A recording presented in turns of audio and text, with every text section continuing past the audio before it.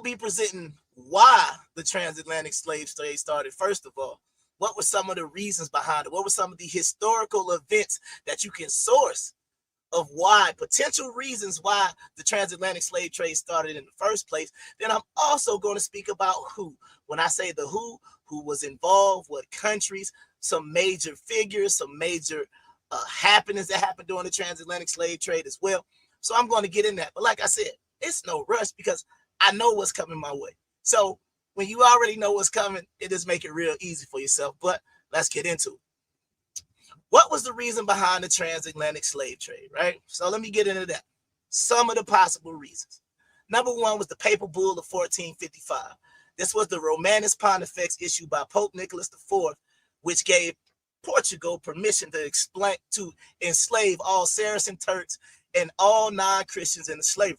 It also gave Portugal dominion over all territory south of Cape Bojador with the additional Dum Diversis Bull.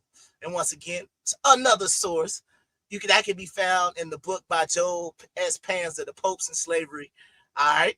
So real quick, just so you get an idea of the area that this identified, that dot right there would be Cape Bojador.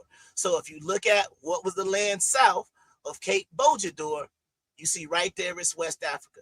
So once again, you're going to look at the Catholic Church and some of these other things to basically explain why these things were going on.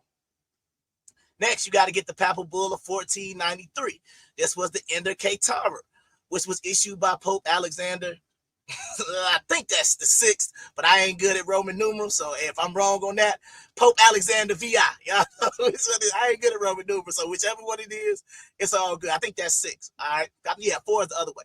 In 1494, which granted the Spanish monarchy all land south and west, at least 100 leagues west and south of Cape Verde and the Azores. And this was issued after Columbus returned. So once again, we saw the first Papal Bull gave basically the lands of West Africa to the Portuguese, right? And the lands below those 2 places that I identified in that map. And this one brought the Spanish into the slave trade.